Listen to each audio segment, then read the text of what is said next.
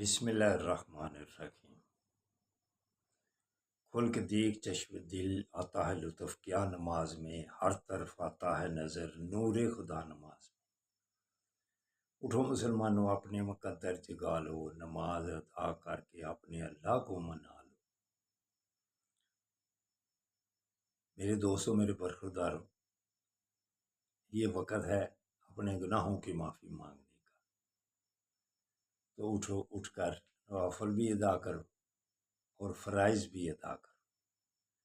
کہتا ہوں سنتوں کی پابندی بھی کیا کرو۔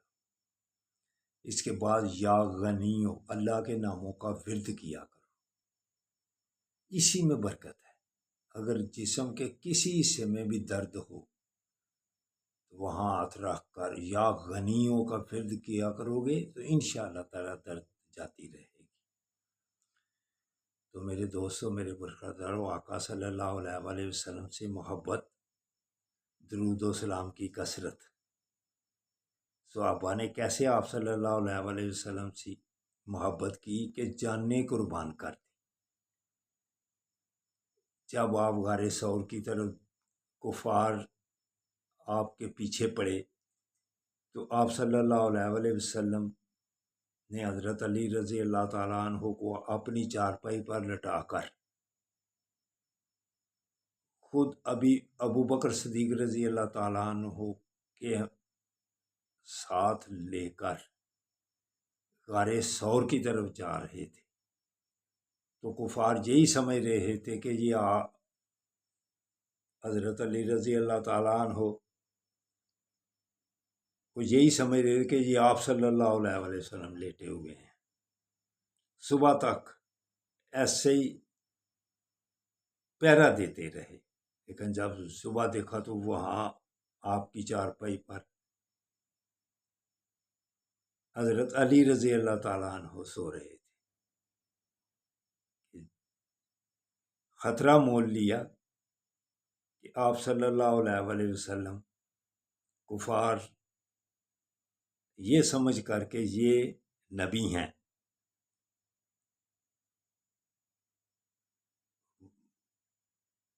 وار بھی کر سکتے تھے تلوار کا، لیکن حضرت علی رضی اللہ تعالیٰ عنہ جرأت سے سوئے رہے۔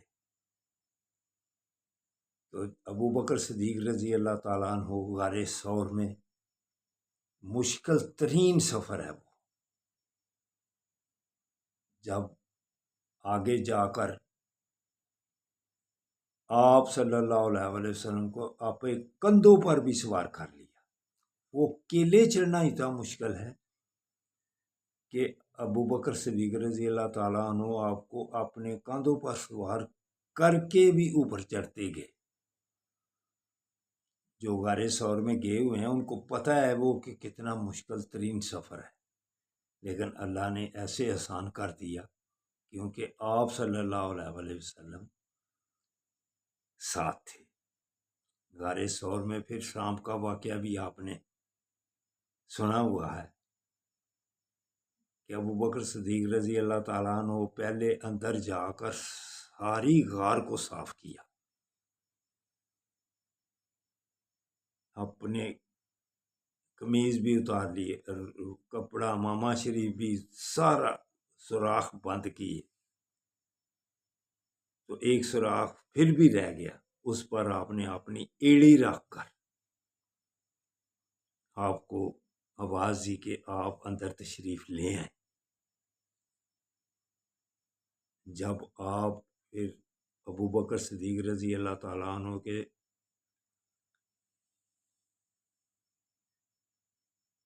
ٹانگ پر سر رکھ کر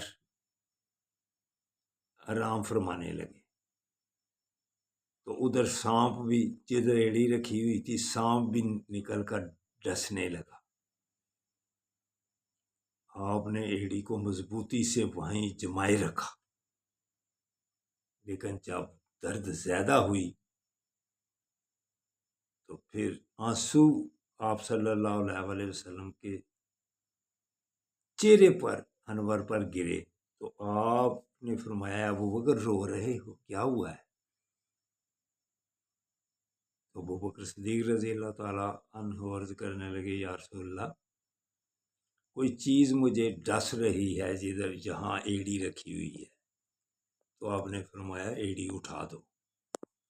جب ایڑی اٹھائی تو سانپ زیارت کے لیے نکلا۔